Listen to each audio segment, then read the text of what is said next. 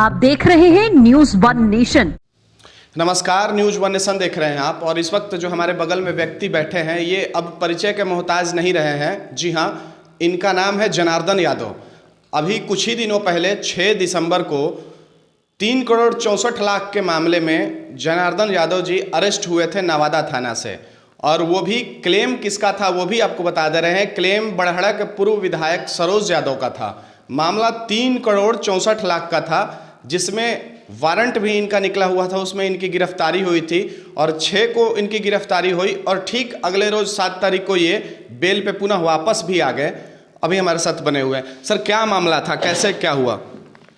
अब बात ऐसा है कि जो विधायक हैं, भूतपूर्व विधायक सरोज यादव, मैं इनको तो पहले जानता नहीं था। मतलब 15 में ही चुनाव लड़े तो एक मेरे मित्र थे चंद्रवंशी, वो छात्र राजद के जिला अध्यक्ष थे। तो रात को 12 बजे मेरे पास लेकर के आए। उनको टिकट मिल गया था हम लोग के आरजेडी से। तो रात को 12 बजे आए, एकदम नेट 12-1 बीच बच रहा था, हम लोग सो गए थे। एक मेरे मित्र थे जो अभी जोगटा पंचायत के मुखिया हैं। अभी तो चुनाव चल रहा है, लेकिन थे वर्तमान में। वो मेरे ही आवास में ऊपर रहते थे। तो मैं उनको बुलाया कि देखिए, प्रत्याशी हैं जिनका नाम है सरोज यादव, वो आए हुए हैं वोट के लिए। उनको कोई जानता तो नहीं था उस समय, हम लोग भी नहीं जानते थे, लेकिन पार्टी के नाम पर आए।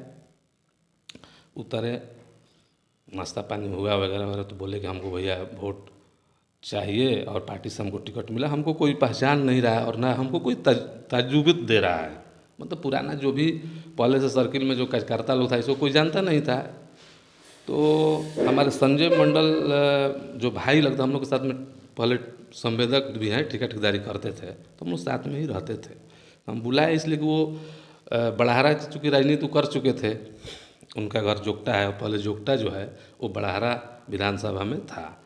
तो उनका कोइलवर तरफ माने सर्किल बढ़िया था, तो उनको हम बुलाए। तो आते आते बात हुआ, बैठे। ये व्यक्ति जो है धूर्त किस्म के आदमी तो सारा मतलब जनता क्या, सारा जिला एक ऐसा अजूबा है जो हमको लगता है कि विश्व में 7 गो अजूबा है, जिसमें 8वां अजूबा ही है सरोज यादव। ऐसा अजूबा मतलब समझिए कि अब आप लोग तो खुद मीडिया के भाई हैं, आप जान ही रहे हैं और पूरा जनता भी जान गई है। तो वो व्यक्ति जो है आते आते बोले, आकर के दंड प्रणाम किया, पैर छू के गया, इसलिए चुनाव का माहौल था। तो उनका हमको एक लफ्ज़ याद है। वो व्यक्ति सीधे डायरेक्ट वार्ता के दौरान में बोले कि अरे भाई सरोज, तुमको तो लोग कहता है कि तुम बहुत धूर्त आदमी हो। मतलब डायरेक्ट किसी को बोल देना, आते आते बोले। और ये हंस करके, ना भैया हम एकदम गोड़ पर रहे हैं, किसी भी तरह से हमको जिताइए। ठीक है, पार्टी के नाम पर हम लोग इसको मदद किए। सारा लोग लाइनअप हुआ।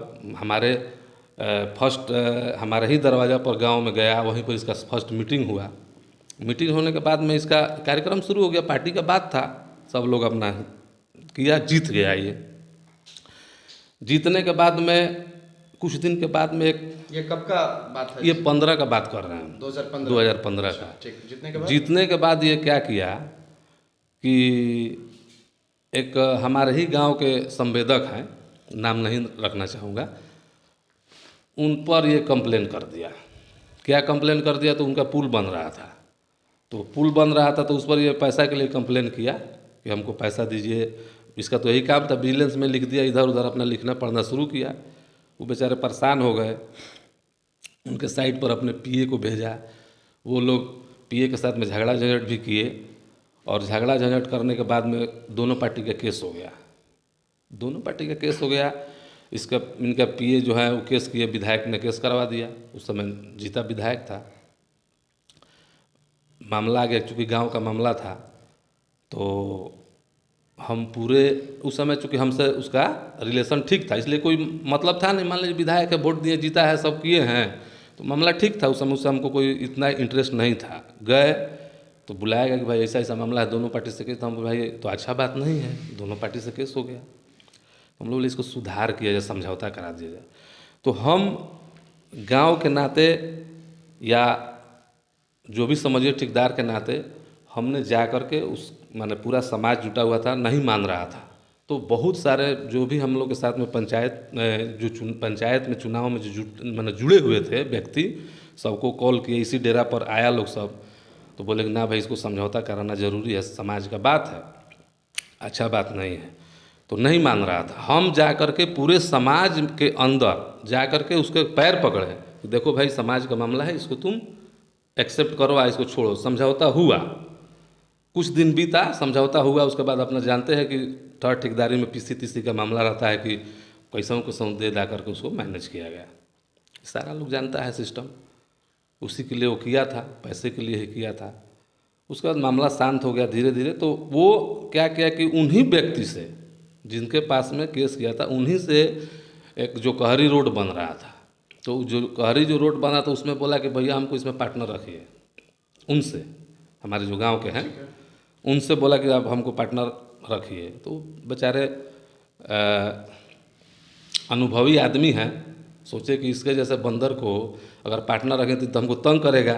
तो वो क्या किया कि अपना जो उनका होता लेता ले दे करके अपना उसको शांत कर दिए, ले लिया, पैसा उनसे ले लिया। वो बोला कि भाई अपना जो होता है आप ले लीजिए, मेरा जान छोड़िए। विधायक जी अपना कमीशन ले हाँ ले, हाँ सही हो गया। ठीक है।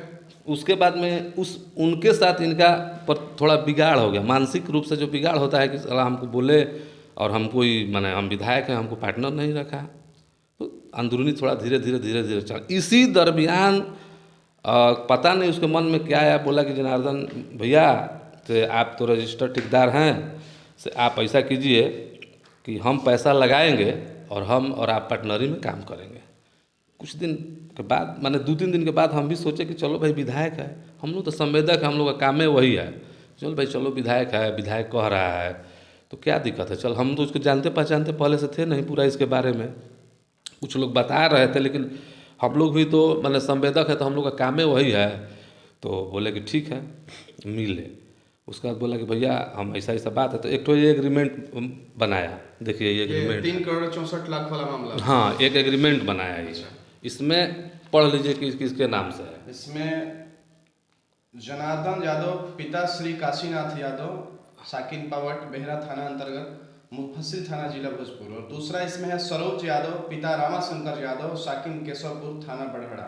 ये विधायक जी का ये। अच्छा, एक बात और अभी हम क्लियर करना चाहेंगे कि इसमें मामला यह आया था कि विधायक सरोज यादव के भाई मनोज यादव का लेन देन था 3 करोड़ 64 लाख रुपए आपके साथ। तो फिर इसमें एग्रीमेंट में फिर सरोज यादव का नाम आ रहा है। अब वो भी हम आपको क्लियर कर देते हैं। ये जो एग्रीमेंट हुआ उस समय उसको नॉलेज नहीं था कि विधायक किसी संवेदक के साथ में एग्रीमेंट कर सकता है। उसको किसी वकील ने सलाह दिया कि आप ये एग्रीमेंट नहीं कर सकते हैं, तो उसने अपने पीए से भेज करके हमसे ये साइन करा लिया और मेन जो कॉपी है वो अपने पास रख लिया। वो इसका जिक्र मीडिया में भी किया था, जब 2019 में हमारे साथ विवाद हुआ था तो वहाँ पर वो किया था। वो भी मेरे पास रिकॉर्डिंग उसका भी है, तो कि क्या क्या हुआ था। तो ये जो है जब सोचा कि जब मेरे साथ उसका विवाद हुआ तो सोचा कि साला हम तो केस करेंगे तो फंस जाएंगे, हम विधायक हम तो कर नहीं सकते हैं। तो ये पेपर को दबा दिया, लेकिन उसका 2 कॉपी हम रखे हैं और उस पर मेरा साइन है, ठीक है। तब वो सोचा कि भाई केस करेंगे किसके नाम से, तब सोचा कि अपने भाई के नाम से केस करें। उसके भाई से तो हमको कोई लेना देना ही नहीं है ना, आज तक कभी हमको मोबाइल से बात हुआ है, तो वो मैं उसके साथ मेरा लेना देना है कैसे। तो ये 3 करोड़ 65 लाख 64 लाख तक कैसे पहुंचा, हम बताते हैं। वो क्या किया कि जब मेरा सरोज यादव के साथ में संबंध था, सरोज यादव के साथ में था, ऐसा नहीं है कि वो सरोज यादव ने हमको पैसा दिया था, ये हमको 36 लाख रुपया दिया था वो सरोज यादव। अच्छा। अपने अकाउंट से, अपने भाई के अकाउंट से, अपने वाइफ के अकाउंट से, जो भी दिया था उस तो अकाउंट वाइज है। 36 लाख रुपया पहले दिया, उसके बाद उसने तुरंत हमसे 8 लाख रुपया ले लिया, 10 लाख रुपया तुरंत ले लिया, मतलब 10 दिन में नहीं हुआ। कमीशन के नाम? नहीं, कमीशन का नाम, उस समय तो पार्टनरी का मामला था, बाद में कमीशन का मामला आया कि नहीं पार्टनरी और कमीशन हमको दोनों चाहिए। तो ये अकाउंट से पैसा दिया, जो भी लिखा हुआ बैंक का स्टेटमेंट है देखिए, और हमने उसको अकाउंट से ही पैसा, जिस अकाउंट से दिया था उस अकाउंट से हमने पैसा उसको, ये जो हरा वाला है ये उसका दिया हुआ है, आपका लिया हुआ है। हाँ, और ये जो लाल वाला है ये बैंक का स्टेटमेंट दे दिया गया है। जब उसका 36 लाख रुपया दे दिया गया तो हम 4 गो चेक लिया था हमसे, सादा, वो सादा चेक था। तो एक जगह कहीं हमको बुला करके मीटिंग किया, और मीटिंग करने के बाद उसका 9 लाख रुपया हम पर निकल रहा था। तो 9 लाख रुपया के चलते एक और स्टाम्प पेपर बनाया था धोखाधड़ी, उसका भी वीडियो पूरा 1 घंटा का है, वो भी रखा हुआ है। जब ज़रूरत ऐसा कोर्ट आएगा तो इसे मामला दिया जाएगा उसको। उसके बाद में उसका जो और भी साथी लोग हैं, वो लोग भी कुछ कुछ बात बोला है, तो वो भी मतलब संग्रह करके रखा हुआ है कि जब कोर्ट में ऐसा मामला आएगा तो उसको दिखाया जाएगा कि वीडियो सही था। 36 लाख आप लिए, फिर हाँ 36 लाख को हम दे दिए। तो फिर कैसे आ हाँ गया? तो 36 लाख दे दिए, 64 लाख उसको दे दिए। उसके बाद उसने क्या किया कि 30 लाख रुपया और हमारे खाता में डाला। किस लिए डाला? तो सीमेंट लेने के लिए। उस समय वो विधायक का अपने टोटल विधायकी क्षेत्र में अपने से काम करा रहा था, ठीक है। जो अपना विधायक का जो फंड है वो अपने से काम करा रहा था, तो उसमें उसको सीमेंट का ज़रूरत है। हम लोग कॉन्ट्रैक्टर है तो हम लोग को कोड होता है कि सीमेंट का, तो मार्केट में उस सीमेंट का दाम है 300 कुछ रुपया, मान लीजिए 350 रुपया, लेकिन हम लोग को वो सीमेंट मिलता है 260 रुपया, 280 में मिलता है। तो इसने सोचा कि हमको माने अच्छा फ़ायदा हो जा रहा है, तो मान लीजिए 30 लाख का सीमेंट लीजिएगा तो आपको ऐसे ही 10-15 लाख का फ़ायदा हो जाएगा। तो ये क्या कहे कि जनार्दन भैया से आप हम एगो काम करिए ना, हम अभी के अकाउंटवा से पैसा डाल करके और मंगा लेते हैं। तो हम विधायक, हमको चूँकि इतना मतलब ही नहीं था, छल कपट नहीं था, लेकिन वो शुरू से ही हमको छल कपट में डाल रहा था कि इसको फंसा के रखना है। तो उसने क्या किया कि डाल दिया, हमने भी चेक उसको काट दिया और सीमेंट तो उठ गया। अब सीमेंट उठने के बाद बोल रहा है कि नहीं ये भी रुपया आप लिए हैं।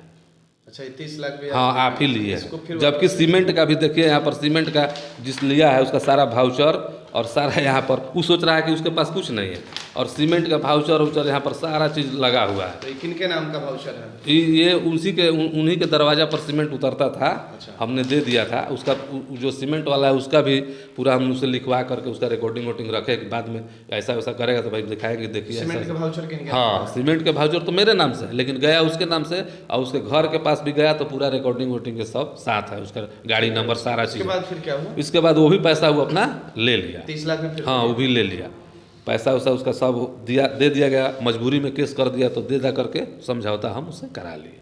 और ये फिर अब केस हुआ? हाँ अब फिर केस कर रहा है, झूठा मूठा का अपने भाई से केस करवा रहा है कि हमको चुनाव में हरा दिया।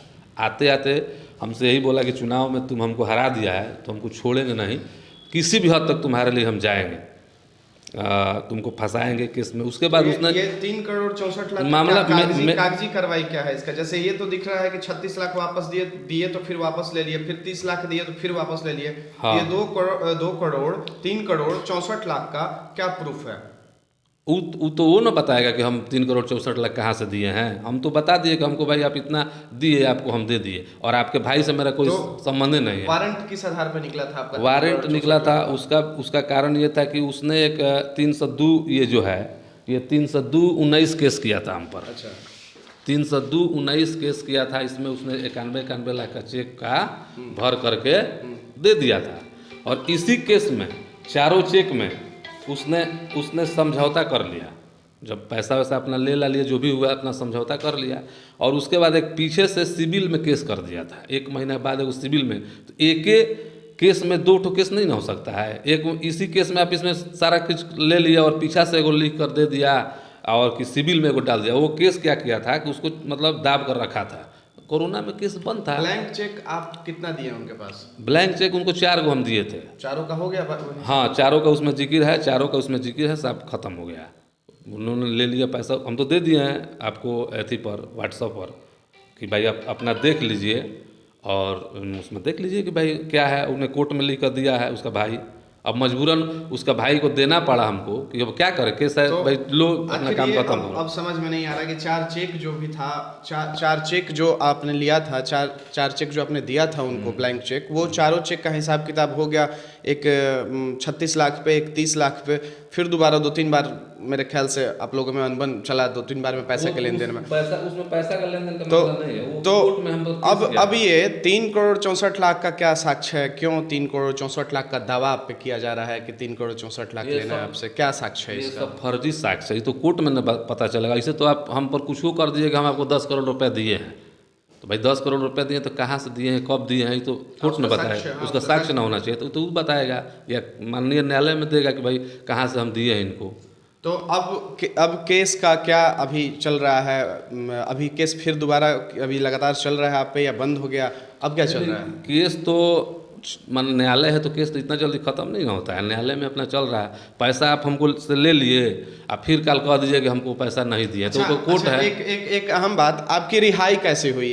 6 तारीख को आप अरेस्ट हुए वारंट पे, फिर 7 तारीख को आप रिहा भी हो गए बेल पे, तो कैसे आपकी रिहाई कैसे हुई? ये तो माननीय न्यायालय द्वारा, न्यायालय के सूझबूझ पर न्यायालय जान रहा है कि इस व्यक्ति में कोई गलती नहीं है। हमने इसको दिखाया कोर्ट में कि सर ये तो मेरा देखिए यही व्यक्ति, और एक ही केस में वो तो ये सोच रहा था कि बंदी का टाइम है, रविवार का दिन था, इसमें छठ पूजा था, दिवाली था, तो इसमें अगर हम फर्जी तरीके से कर देंगे तो ये पकड़ा जाएगा, तो चल जाएगा अंदर। उसके बाद तो उसको हम मेरा छवि बिगाड़ने के लिए ही सिर्फ है कि कैसे हूँ इसको जेल भजवा दी, इसलिए कि वो अपने से अथक प्रयास कर लिया। हमारे ऊपर 10 की मुकदमा किया है, 10 की मुकदमा किया है। अपने पीए से करवाया, फिर अपने पीए से करवाया, उसमें प्रशासन द्वारा मुझे मुक्त कर दिया कि नहीं ये गलत आदमी नहीं है, मतलब कर दिया। उसके बाद एक हरिजन एक्ट 2 करवाया। तो कहीं ना कहीं आप मान रहे हैं इसको चुनाव से जुड़ा हुआ, मतलब चुनाव से जुड़ा हुआ ये केस है। चुनाव में मदद ना करने के लिए आप पे केस किया गया, झूठा पैसा का आरोप देके आप पे केस किया गया, आपको अंदर भी डलवाया गया। उसके बावजूद भी अभी 3 करोड़ 64 लाख का आप पे दावेदारी किया जा रहा है। दावेदारी इसलिए किया जा रहा है कि उसको छवि बिगाड़ने के लिए, कि इसको बदनाम कर दिया जाए। बात समझ रहे हैं? इसको बदनाम करने के लिए कि मतलब बार बार उसको, जबकि अगर कोर्ट का बात झूठा नहीं ना है। हमने जो कागज़ दिया है वो कोर्ट का ना है, उस तो माननीय न्यायालय में दिया है। और अगर चेक पर कोई साइन करता है, अब आपके तरफ से क्या किया जा रहा है? आप कैसे इसको झेल रहे हैं 3 करोड़ 64 लाख को? आपके तरफ से क्या एक्शन लिया जाएगा? इसमें हमको कोई एक्शन लेने का बात है नहीं, तो न्यायालय की बात है, प्रशासन का बात है। वो अपना जितना उसको केस करना है, जितना उसको जो करना है करे। आप अपना प्रोटेक्ट कर हाँ, रहे हैं? हम अपना मतलब कर रहे हैं। हमको न्यायालय पर विश्वास है, प्रशासन पर विश्वास है, हम अपना है। चलिए, बहुत बहुत धन्यवाद। जैसा कि अभी आप देख रहे होंगे हमारे साथ ये व्यक्ति जनार्दन यादव, जो कि काफ़ी चर्चित हो चुके हैं 3 करोड़ 64 लाख के मामले में। वो भी क्लेम किसका? तो बड़हड़ा के पूर्व विधायक आरजेडी से रह चुके हैं सरोज यादव। साफ साफ इन्होंने अभी बताया कि सरोज यादव कमीशन लेके एक जगह इन्होंने अपने संवेदक के साथ सटाया हुआ था, वहाँ से तो वो कमीशन लेके किनारे हो गए। फिर उसके बावजूद भी एक 36 लाख का क्लेम, फिर 30 लाख का क्लेम, यहाँ तक कि इन्होंने ये भी बताया कि सीमेंट में भी 10-15 लाख मोटा रकम बचाया गया मेरे माध्यम से, चूँकि हमें अलग रेट मिलता है, बाहर में अलग रेट मिलता है। तो ये हाल रह रहा है विधायकों का। विधायक जनप्रतिनिधि के तौर पे एक विधानसभा में होते हैं, जो कि जनता के सेवा के लिए होते हैं। लेकिन अब हमने तो कुछ बताया नहीं, इन्होंने ही बताया सब कुछ। आप तो खुद जान रहे हैं, कागजी भी साक्ष्य है, और ये खुद बता रहे हैं बैठ के कि विधायक लोग का क्या स्थिति रह रहा है। अब ये अपना 3 करोड़ 64 लाख के मामले में अपना प्रोटेस्ट कर रहे हैं, लड़ रहे हैं केस, ये भी देख रहे हैं। अब फिर देखते जाइए आगे क्या होता है, और भी आगे जैसी जानकारी होगी हम आपको ज़रूर बताएंगे अपने चैनल के माध्यम से। सहयोगी अमन के साथ न्यूज़ 1 नेशन भोजपुर।